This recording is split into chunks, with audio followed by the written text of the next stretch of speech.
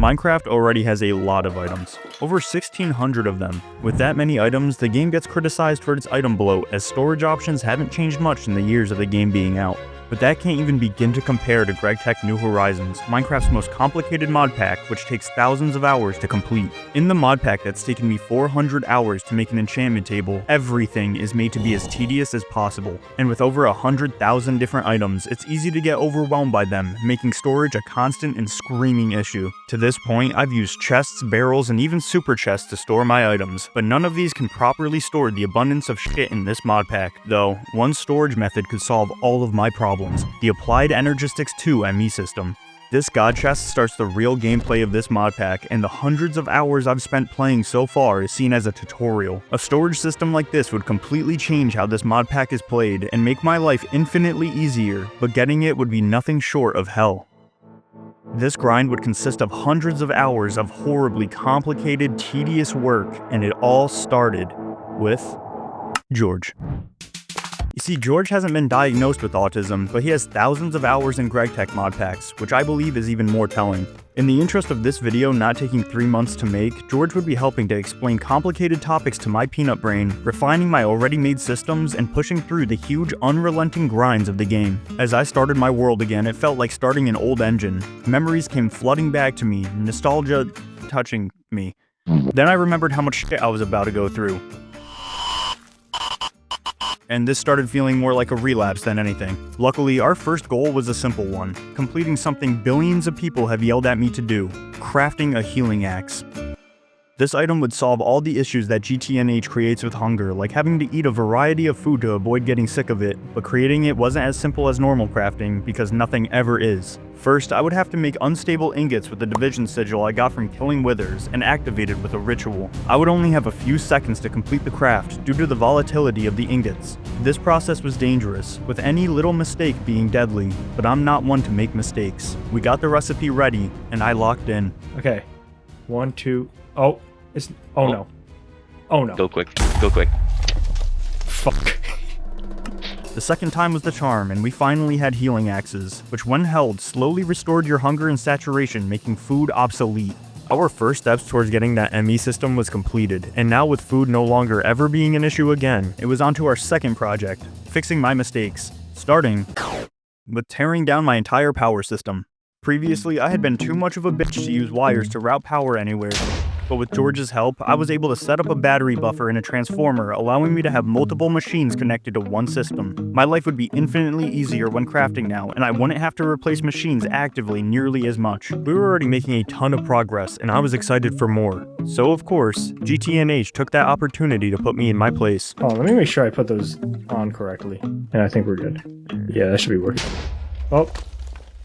Right as I said, that should be working. It didn't Oh, it exploded. Oh, fuck. After my expensive fumbles were dealt with and my energy room was optimized, we sat around with choice paralysis for quite a bit, but eventually made our big plan for progression. Our first major goal would be benzene production, a much more efficient source of energy. My end goals involved amounts of energy that my trashy methane setup wouldn't even begin to produce, so this would be a necessary milestone. Though to get there, using my old methods of material production would not be nearly enough. As it turns out, creating materials in batches like I'd been doing the whole time isn't very time efficient, so our next project would be making my first production line. Production lines required a much larger machine investment than creating things by hand, but would allow the automation of these items, and frankly, it was time for me to grow up. We wanted this first line to create tons of silicone, which of course has like 100 different ways to make it, all using different inputs and machines, but we locked in on one that would produce infinite raw silicone with oxygen as a byproduct. Another element we need ridiculous amounts of. We spent the next 2 real days setting this line up. We had to make new machines using a ton of circuits, the complicated building blocks for most devices in GregTech, turbines to power the machines, then used cables to route the power correctly and set up pipes to move the liquids and items between the machines and storage. After many hours of working on it and figuring out our workflow for future projects, it was finally ready. We wired the machines up and pumped methane under my house to my cobblestone room to power the turbines, and she was done. Here we are. I had never been so proud of some blocks in a kid's game. This line started with a transfer node attached to a cobblestone generator, infinitely inputting cobblestone to the first machine, then crushing that cobble into gravel, gravel into sand, smelting sand into glass, crushing the glass into powder, centrifuging the glass powder into silicone dioxide, reacting the silicone dioxide with magnesium to make raw silicone powder, then electrolyzing the magnesia we get as a byproduct of that reaction to turn it back into magnesium to reuse, while creating oxygen as a byproduct to pump into the arc furnace with extra oxygen left over. You know, simple stuff. It was hard to imagine this line tying into obtaining an ME system, but automated production like this would be the key to moving efficiently in this mod pack, with this just being the first out of tons of lines I'd have to design and build. Though this one was already putting stress on my power setup, with the steam section being crippled to the fault of nobody. So we upgraded my steam setup to burn logs from my automatic tree farm, which was now powering the steam and methane production for more energy. Locked in and cooking hard, we realized our future plans would require obscene amounts of expensive materials, so I spent 7 hours straight grinding out steel, aluminum, and circuits for building machines. Having this ready early would allow us to keep pushing through projects rather than hitting our heads on roadblocks every few minutes. With these materials made in bulk, we were ready for more progress, but instead, I got quite the surprise. Okay. What? Holy shit. What the fuck just happened? I think we don't mess with him. Clearly, dude. The enemies in GTNH were proving I was bitch made, and were much harder than I remembered. I decided that it was time to finally upgrade my gear to the best materials the MVH had to offer. I was somehow still using an iron sword to this point, so I made a blade and handle out of stronger versions of steel. To make other tool pieces I wanted, I needed to make thaumium ingots. These were from the Thaumcraft mod, of which I still had a mild case of severe PTSD from grinding last episode. Thaumcraft in GTNH is like a magic mod, if all of the magic was replaced with cock and ball torture, so I tried outsourcing the Thaumcraft work to George. Unfortunately, he didn't have all the research that I had unlocked in the past. It would take George countless hours to catch his research up with mine, something we didn't have the patience for. I got dangerously close to actually doing the work myself, but after searching, we managed to find an item that we could make to transfer the research knowledge I have to his character, though this meant I had to research at least one more Thaumcraft item, which of course, was awful. Okay. Terra iter modus machina instrumentum. Wow, way slower. Little path guy, he's like moving down a path, the red. Oh, I know what you're talking. Oh yeah. Guy moving forward, it's gray. That should be it. I need one more. You said 3. I meant 4. Okay, we're gonna have to restart that. Okay. No. Brain. Which brain? There's 2 fucking brains for some reason. Triangle, Ordo. There we go. Yes. Thank fucking God. I hate Thaumcraft. Right. Finally, we got the research done, and we could craft the item. Fuck. We would have to create this item through infusion and use a nether star for the craft. I didn't have any left from my previous wither kills, but I'd sell my body not to do Thaumcraft again, so we finished our gear upgrades and got ready for the nether fortress. Most enemies in the nether are infernal mobs, enemies with random special effects that fuck especially hard, but I had grinded out 27 wither heads in a row before, and we only needed 2 this time, so we confidently went to take on the nether. Alright. Oh, ad time, motherfucker. Don't bother skipping it, it's almost over. Use code DJ on Gamersubs. Please. Let's hit the nether real quick. Ridiculous. Oh, hit this guy. Oh, skull. Oh my God, I got the head. I got the head. Get out of here. Oh, that was easy. Fuck yeah, okay, let's leave. Oh my fucking God, are you actually shitting me? Oh no. I'm so dead. No, creeper! Oh my God, that bat. If that bat touches me. No, I'm dead. I'm at half a heart. Fuck. Okay, I'm dead. Oh! Where am I? No! No! I'm dead. This sucks so bad. Are you shitting me? Ow! Why? Oh, it's an ultra infoma. I hate this fucking game. Where did that gas come from? Oh my God, where is this? Where are these wolves coming? What is happening? I'm dead. Oh my God, it's doing so much damage to me. Why am I? What? Oh my God. Cool. Oh my God. Ooh, fire protection. Oh my God. So many What is happening? I don't know. Why? Oh my God. Oh, there's nothing. I'm crashing out. I'm fucking crashing out. I'm just gonna freak the fuck out in a second. It spawned every enemy. Dude, I guarantee you. That's my army. That's the army I've been dealing with. What is happening? I don't know. Give me that shit. Give me my shit. Yep. We crawled out of the nether embarrassed and violated, but with the spoils in hand. The wither was luckily very underwhelming last time I fought him, so killing him would be the easiest part of this whole operation. I'm dead. Shit. That's really bad. I suppose. Oh fuck. He's only healed since I started hitting him. Fuck. No, I know. He was closer for a second. Fucking. Oh my god, thank god. He died. Oh, thank god. This side quest came with a little more friction than I expected, but Jesus Christ, thank God it was over. We both turned off the game to quietly reflect our shortcomings, but once the shame dissipated, we hopped back on, infused the Book of Knowledge, and transferred all of my Thaumcraft research to George. Research acquired. Oh, that's a lot of warp. With a Thaumcraft work delegated to George, I completed my tool upgrades. My manhood was restored, and we could get back to upgrading our infrastructure. We added a second, much simpler line to the silicone production room, which would take raw silicone from our first line that's been running constantly and turn it into solar-grade silicone. Solar-grade silicone was used to make wafers, items used for mass circuit creation and other important crafts like chips. With these new chips, we made MV energy hatches for my electric blast furnace outside. This thing was now overclocked to the HVH energy level, having the time it took to make recipes and unlocking new ones. Previously, I was using battery buffers and running batteries back and forth from my house to my EBF to power it, which in hindsight was the worst possible way to do that. So we made a pipe system that would pump methane to new generators on the EBF from my house, along with the excess oxygen from my silicone line since oxygen was used in half of the EBF recipes anyway. I needed some polyethylene for my next project, so we said fuck it and made another production line that would turn crude oil into polyethylene and started filling super tanks with pumps connected to oil deposits to supply the system. Upgrading machines to the next energy age might make them run twice as fast, but this upgrade also quadrupled the power draw. This meant that those EBF energy hatches, along with my other new projects, were taking a ton of energy to run. So much so that we kept using all the methane in my buffers and we couldn't keep up with the production. We had outgrown my methane system, and we needed benzene now. To make that benzene, we need a pyrolysis oven and a production line that involved like 30 machines connected to each other. This project would be insanely expensive, but would be the key to getting us to the next age of the world, the HV age. We tried making canthal for canthal coils in the EBF, but we were out of methane to power the EBF, so we waited, then we made the canthal. We tried making the pyrolysis oven pieces, but we were out of methane, so we waited, then finally made them.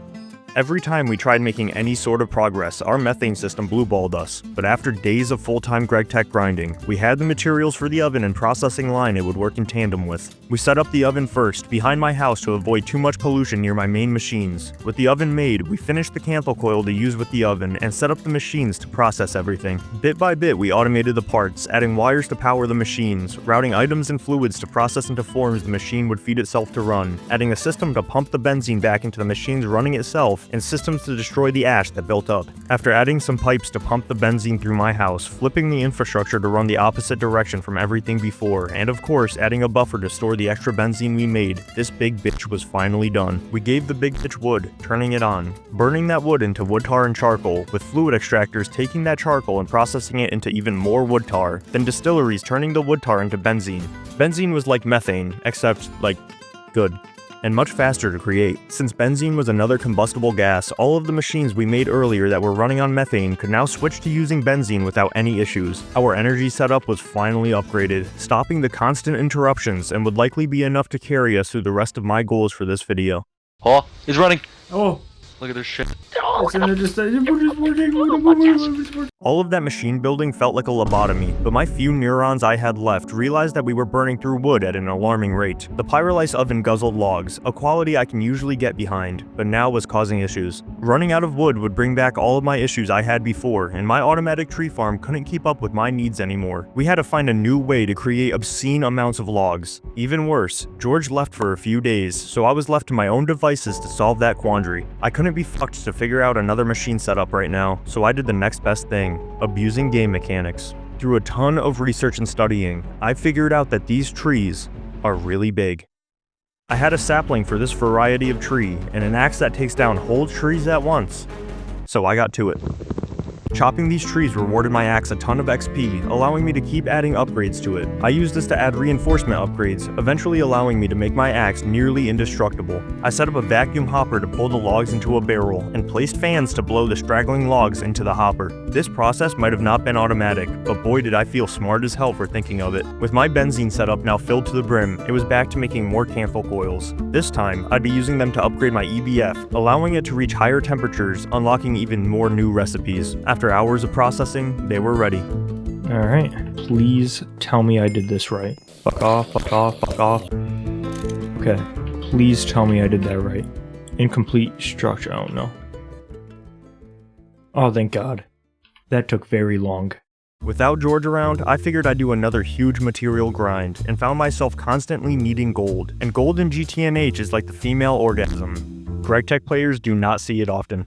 It took forever to find it, and when it finally showed up, the amount was underwhelming. So I replaced the failed aluminum farm from under my base with a glowflower farm. When these flowers were harvested, they could be extracted into glowstone, which centrifuged down into gold and redstone. Having a slow but unlimited source of gold would be very helpful, as many HV components required the material. Speaking of HV, George was back now, so it was time for us to create a clean room. This multi-block machine required HV circuits among a million other things, so it was finally time to move on to the next age of the world. Clean rooms are required to make the higher tier circuits we need for our objectives, since the dust and pollution of the outside world would contaminate the intricate circuit components that we needed to make, and powering the fans in this special room would circulate air in a way that kept the contaminants out. Making the blocks required for this clean room was comparable to eating glass and took us countless hours of work. Yeah!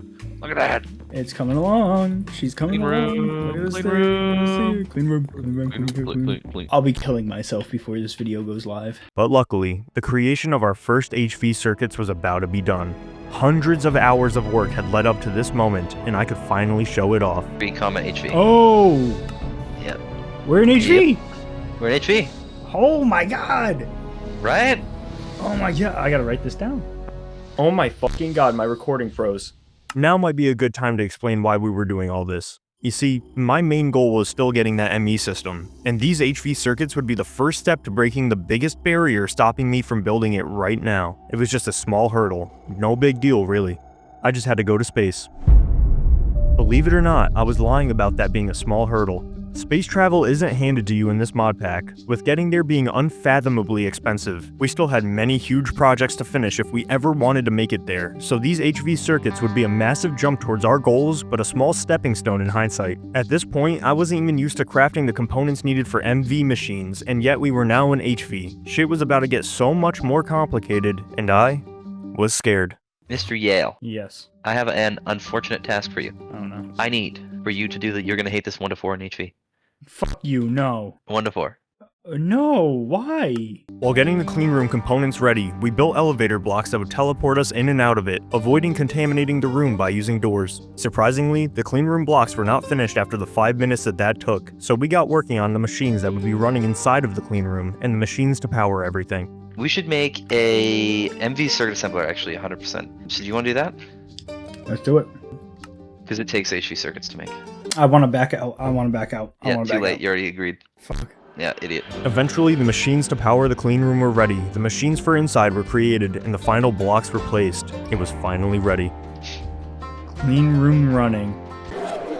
Oh, what the fuck? Of course, we had to iron out a few kinks, but she was running. It might have taken countless hours, but I had built a room in GTNH. Yep. This expensive room would completely change circuit crafting, but to use the clean room to its full potential, we need a ton of compounds and materials that took ages to process manually. Instead, I just made production lines for all of them, making one that creates chlorine from salt, iron 3 chloride from chlorine and iron dust, and sulfuric acid from sulfur. Having all 3 of these in bulk would let us focus on grinding out the new circuits without having to batch craft like jackasses. These compounds let us make plastic circuit boards, lowering the price of MV circuits and especially HV ones. We could now finally start working inside of the clean room, making our first cheaper MV circuits, which let us make our first processor assembly, a higher tier HV circuit used for important crafts down the line and an altogether more convenient HV circuit craft. Now, it was finally time to do something cool with all the shit we had been making. Throughout playing GTNH, movement has always been a pain in the ass. To go long distances, I was still climbing this tower and using the glider I made all the way back in the Steam Age. With these new HV circuits made possible by the clean room, I could finally make my next big movement upgrade. We grinded a bunch of these circuits along with industrial diamonds and a whole lot of other complicated crafting to finally make these, our first electric jetpacks. At long last, we had motion. We could now fly hundreds of blocks in the air whenever we felt like it and could recharge these endlessly. Difficult areas would be easier to traverse. I could get anywhere I wanted exponentially faster, and using the glider no longer required these fugly towers to get anywhere meaningful. Movement was now completely changed for me, and these jetpacks had me buzzing, so I wanted more. It's clear that diamond armor wasn't enough for me, and I needed more protection. I wanted some new drip that matched the age I was in, but of course, that required so much work. Work that started with making 3 new painfully expensive HV machines. We'd need them down the road, so it was worth grinding out now, but still, sucked. One of these machines needed an ender eye to build. For a second, I worried that I'd have to make another HV machine, a chemical reactor to craft those, but then I remembered the human I put in a chest. I had breeded a villager priest to get ender eyes an age early, so I freed the man of God from his eternal prison, made the trade, and banished him back into purgatory. Inshallah. Finally, at 2 a.m., we finished the machines, and we were halfway done. There we All go. right. Look at Fuck that. yeah. That was a fucking pain in my dick. Damn. I'll give you the fucking glory of taking down the signs. There we go. Now using these HV machines, I created new alloys, carbon plates, energy crystals, nano crystals. I crafted a bunch of shit. You guys get it. While I was working on those parts, George was diligently grinding out Thaumcraft research. He had set up the infusion recipe for an upgrade that would complement the new armor perfectly, upgrading our Boots of the Traveler to electric Boots of the Traveler. Whoa! Those look pretty cool. This upgrade was huge, but we could do better. I had everything needed to make the nano suit boots, so I made them, and George set up yet another infusion recipe. This time, we'd be combining the powers of the nano suit boots with the electric Boots of the Traveler. Whoa. Grab him. After all this work, a single piece of our armor was completed, but man was it worth it. Okay, It's doing they're it. done charging. Let's put them on. Oh my god. Oh my Right? god. Right? Bro, I'm ripping now. Fall damage was now a thing of the past, and I kept grinding on the rest of the nano armor. For whatever reason, the helmets for the nano suits required 4 fucking EV circuits each, and a bunch of HV ones. So that took way too much time, and it required me to make the next Aegis circuits already. All this crafting at least got me used to making the new complex circuits and the preliminary parts for them, improving my speed at making complicated pixels in a video game. Multiple real days later, the helmet and the nanosuit armor were done, and I was iced to the gills. Thank God. I made a battery that could charge my armor and jetpack on the go in case of emergencies, and I could move on from this armor arc. Now, we only had a few more projects to finish before our infrastructure would be ready to take us to space. First off, the EBF needed some changes. I opted to segregate it from the rest of my machines due to how much pollution it puts off, but this setup was ugly and sketchy. Like the fucking blue thing, the fucking other. No! Thank God it was a dirt creeper. It was time to ensure my machines were separate but equal, and I built a nice home for the disenfranchised machine. We even gave the EBF a friend, the vacuum freezer. As ages progress in this mod pack, the EBF starts outputting hot ingots much more often. These need to be cooled down before being used, so we made the EBF automatically output any hot ingots into the freezer. The Benzene setup was still powering all these machines like a champ, but now we needed more from it. Our distillery line was limited to single outputs with these single block distilleries, but building another machine would let us extract 5 materials out of the same wood tar along with the benzene we're getting now. Introducing Big Bitch number 2, the Distillation Tower. Each tier of this tower adds another possible output, and the ones we needed came from having a tier 5 tower. Building it took over 200 stainless steel ingots, the same material that took me countless hours to get a single one of last episode. These projects were getting exponentially more expensive, much faster than I could have imagined, but my new production methods and infrastructure were handling our needs well enough. After so much work, our tower was done. There it is. Hell Yo, yeah. who would have thought DjYale was a stupid fucking nerd? What the fuck, dude? This machine would run like the distillery line we had before, but now output several useful byproducts along with the benzene. The one we were after was toluene. This toluene was a key component for mass TNT creation. We would need a ton of this explosive to run our next project, so we made a production line in our base that pumped toluene from the tower and turned it straight into TNT. TNT would help us make materials inside of the next machine we built, the implosion compressor. While easier to make than other multi-block machines, this thing would put off pollution like a meth lab, so we banished it to the EBF room. With that, the HV infrastructure was finally done. We had everything we needed, and it was time to set our sights on the new frontier. As it turned out, it was prohibitively expensive to start space travel. To break the glass ceiling, we would need a NASA workbench. This, among other insanely expensive parts, would require 2 mainframes.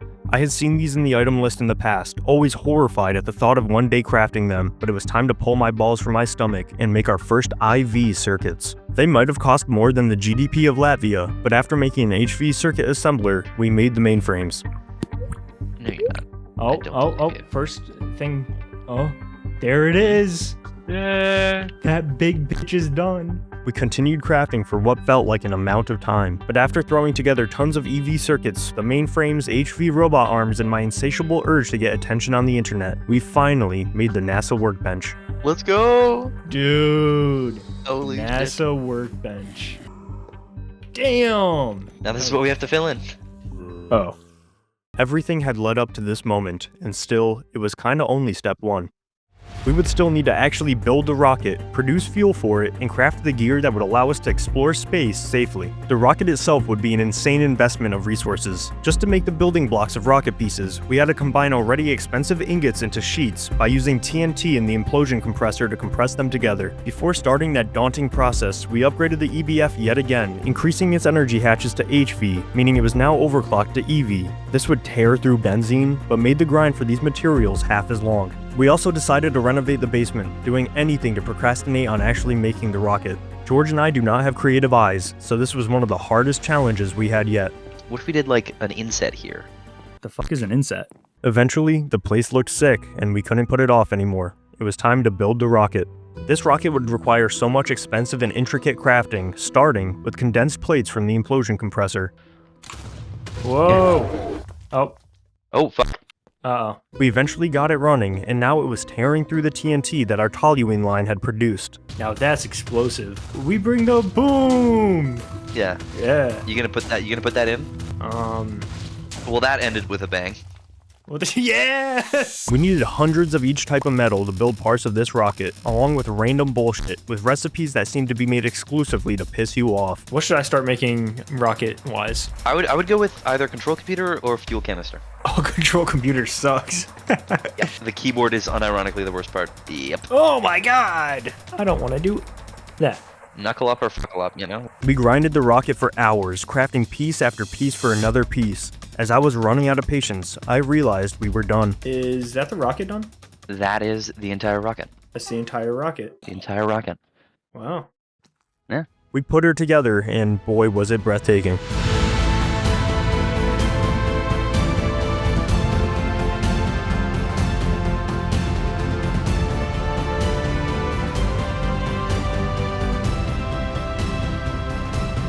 Alright, fine, it didn't look like that. Now we just needed the items that facilitated space exploration, then it would be time to launch. Items like rocket fuel, which as it turns out, is not an easy process. Okay, so to make cetane boost diesel, you'll need fuel, which is light fuel and heavy fuel mixed together. You'll also need, which is ethanone and nitric acid. Now, nitric acid is just a shitload of nitrogen, a bunch of different ways. We'll need 5 chemical reactors, 2 of them at least HB. Then ethanone, acetic acid, and sulfuric acid. Sulfuric acid pyrolyzed oven on a different circuit wood into charcoal and wood vinegar. Wow. I would be scared as hell if I understood any of that. I instead found some rocket fuel I received as quest rewards last episode. Making it ourselves would be a problem for future me, my favorite type of problem. We made an oxygen collector to generate oxygen while I'm in space, a fuel loader to fill the rocket, and compressed chests to store all of the stuff I mined from the moon. While excitedly making the supplies needed for the trip to space, I found out that it was a suicide mission. Caves and stuff. It's gonna be nice. So mob spawn in there? Oh, yeah, they do, yeah. And they're harder, like so much worse. What? Yeah. Really? Yeah, they hit like twice as hard. Can I respawn at my... You don't, I don't think. What? You respawn on Earth. What? And you can sleep on the moon. Yeah. So I lose everything if I die there? Yeah. What? Yeah, dude. The moon. I didn't realize it was gonna be a COD Zombies moon. I was under the foolish belief that something would be simple and safe in GTNH. Upgraded mobs, limited oxygen, and even a boss battle, all things I was not informed of when applying for this job. I hadn't even thought about the dangers of space, and this was all hitting me at once. To make it worse, I'd be alone on this mission. Since this rocket could only fit one person, I had one shot at this, and death would mean losing everything, my gear, my rocket, and my dignity, all abandoned on the moon. I was scared straight, and got the rest of my gear ready. I made the final machine, an oxygen compressor to put the collected oxygen into tanks. I repaired my gear, created a flag to leave my mark on the moon, charged my armor, charged my spare batteries, collected leaves to produce oxygen, fueled the rocket, and upgraded my backpack. Everything to my name was inside of this compressed chest, and my starter pack was ready. Alright. One small leap for going somewhere. There was nothing left I could do, and we launched the rocket. It's been real. Alright, peace out. Peace out. No turning back now. Is there no audio? I guess not. No. I'm waving though. Oh.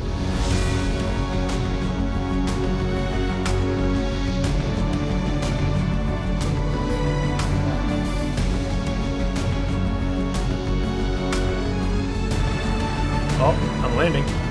Press hold space to slow down. Oh shit, I'm on the moon. Oh my god, it's landing. It's landing. Whoa. Just press R. Oh my god, I'm on the moon. The moon was very quiet. I had a machine that allowed me to hear in space, but it was weak, so I'd have to rely on my other senses to keep me safe. My first order of business was finding a space village. This place would be my home for the time spent up here. I'm in a dome. Oh my god, they're aliens. Oh my god, they're aliens. Yo, what? Dude, they wouldn't be normal fucking villagers on the moon. I guess not. I guess I didn't think about it. Hey guys. After meeting my weird new neighbors, I found a house to hole up in and set up my oxygen machines with leaves around them to make sure I always had air processing to keep me breathing. I also set up my machines I brought with me and fueled them. These would allow me to charge my batteries whenever I needed, so I could keep my gear working. That would be necessary when meeting the mobs on the moon, who were not too happy to see me. Also, when you're saying it was working Okay. Without George as backup, I felt extra alone in this new environment. Even worse, the Earth was setting soon, and like Lil Nas X, nights on the moon were dark. And gay. Luckily, my Nano suit helmet was so expensive because I had a night vision helmet built into it, making that easier to deal with. I got started mining everything I could find. The moon has ores that you can't find on Earth, so I'd be hunting down as much of these exclusive rocks as physically possible before returning home. I found ilmenite and bauxite pretty easily. These two were the main reason I had to come here, so I spent hours just mining as much as I could. This didn't come without some challenges, as mobs continued swarming me as often as possible. What? Every mining trip I made here was still a gamble, as I wasn't used to keeping up with my oxygen levels just yet. Oh. I was not built for these streets, and after collecting way too many rocks, I had had enough of this desolate place. Though, I couldn't leave just yet. George had told me about a dungeon and final boss somewhere on this moon. The rewards from that fight would unlock the next tier of space exploration when we were ready for it, and I wanted to get the fight out of the way now. I had George explain what I was looking for and went out to find the entrance, with no idea what to expect. Oh. Oh, that's it. That's it? That's it. Alright. Get. Okay. Oh! Oh! What the fuck? Yeah. That's the first thing I run into? Are you kidding me? Jesus Christ, Jesus Christ. Oh, right, GregTech spawners. You might, like, just want to light them up, yeah. Oh. Oh my god, how big is this fucking place? Oh. I have a feeling this. Oh my god. What the fuck? Why does it look like that? Dude. It's the evolved skeleton, bro. Like. Oh. Oh shit. Oh, he picked me up. What is that noise, bro? What? How old is this mod? Why does he look like that? Oh my god, fucking put me down. Why does he sound like that? Oh, look at that animation. The death animation's great. Oh my god. Beautiful. God, that was scarier than anything else I've ever done. That was like a horror fucking movie. Jeez. Tier 1 dungeon key. Yeah, so you'll need 8 of those, and then you can get a dungeon key. What? I'm kidding. The dungeon loot room's down the hall. Oh. After handling that fight like any police officer would, I had everything I needed for my first moon trip. I set up my rocket to leave, and left. Alright. Yeah. Oh, hey. Hello.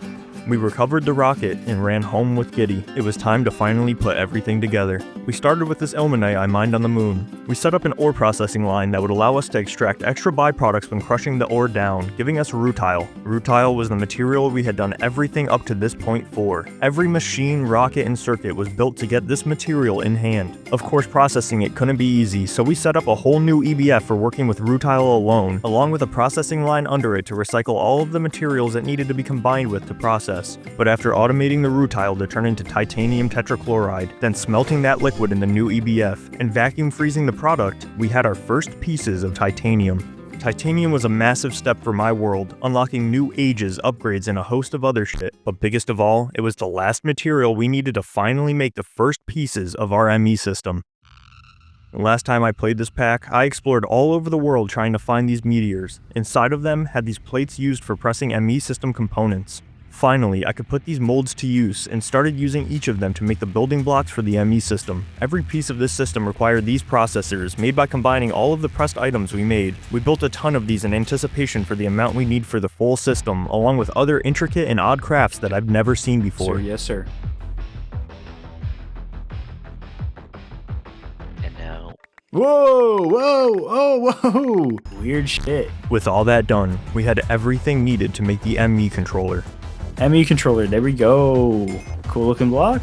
This item would be the heart of our ME system, and everything we made for the system would run through it. We just had to make a drive to hold disks for the storage, along with the disks to hold my items, and... Ow! Ow! Oh my god, Why? what the fuck am I supposed to do Why? about that? What the Why? fuck am I supposed to do about that? Why? What is... Look at the air! Oh, I thought you were saying why. And that was it. The storage system was finally functional. We had done it. Oh Alright. my Put god. something in. Put something in. Dude, Oh, it's so beautiful. it's done. Yo. This is so huge. This is so huge. Oh my god, yeah, I'm fucking... What? Oh, Oh. that's an ender creeper. Oh. Oh my god. Oh. Holy shit. As we dumped tens of thousands of items into this centralized storage system, our problems with storing items instantly melted away. The edging was over, and goon were the days of searching through the plethora of chests for random bullshit. It was all here, ready for use at any time at the whim of a search. This would be an integral part of the gameplay for the rest of the thousands of hours I still have left in this mod pack, and my quest to finally get this god chest was finally done. Kind of. See, this system doesn't just allow storage. It was capable of much more than that, and allowed us to start working towards the auto-crafting function of the ME system. George believed that this was even more important than the storage component, so we decided to make this system as robust as possible and unlock as many of the functionalities as we could right now. Before we could start that though, it was time to automate our tree farming again, and in turn, our power production. The ME system was a gluttonous freak and constantly drew power even when idle. Automating the power was necessary if we wanted to guarantee access to our items. With the centralized storage making GTNH crafting almost tolerable for the first time, we were quickly able to make farming stations. These could be used to automatically farm trees, a more efficient tree farm than the cart one I had before. I made another healing axe for the machine to use, since healing axes never lose durability, and I put it in there. Now my benzene setup would run automatically, rather than me having to chop those big trees every few days. Now we need to make space for the ME auto-crafting machines. I decided my castle wasn't big enough to fit those, so we chose to add a small addition on top. While building, George showed me another tool made with unstable ingots, the builder's wand. What? That thing's awesome. Alright. This small amount of power instantly went to our heads, and we got carried away. Just a little bit. I think we made a good decision doing this. I think this was the right use of our time. The auto-crafting setup would require a bunch of channels and interfaces and other mumbo-jumbo that George was yapping about, so he did his best at laying out the area to explain things to me. Interface is... it'll put the items into the machine and take the items from the machine. Yeah, sure. I may not understand most things past a 3rd grade level, but I do know how to craft shit in Minecraft, so yet again, I started the process of machine building. This was going to be our most complex setup yet, and through further upgrades would eventually require thousands of machines and channels for everything to run through. So we started simple. We made the ME parts that would facilitate making patterns and set up our first machine upstairs to automatically craft the rods used in HV motors, a painful component to craft that would save a lot of time when automated. This auto-crafting required splitting up our system into 2 separate ME systems and using a bunch of machines for interacting with other machines. This shit got complicated, and George uses Linux because of course he does, so he had to pull out an off-brand MS Paint to explain everything to me. Why wouldn't you just open MS? Oh, right. I'm on Linux. We've got the ME controller here, right? This guy connects with this with a little portal, all right? And then the black network gets teleported. B is teleporting. Why? What do you mean, why? Okay, alright, fuck it, sure. To put this into words normal people would understand, these patterns taught the machines in the system what materials would be required for recipes and how to allocate them. This first pattern in the first machine we made would let us tell the machine to take stainless steel ingots, put them in an extruder machine, and spit out rods. I didn't understand yet, but this milestone meant that crafting would be completely changed from here on out in my GTNH playthrough. We kept it going, adding new machines for every part of the HV motors that we didn't want to craft ourselves, and eventually every preliminary part was automated. We could now put the raw materials into the machine and craft everything needed for the motors from a single screen.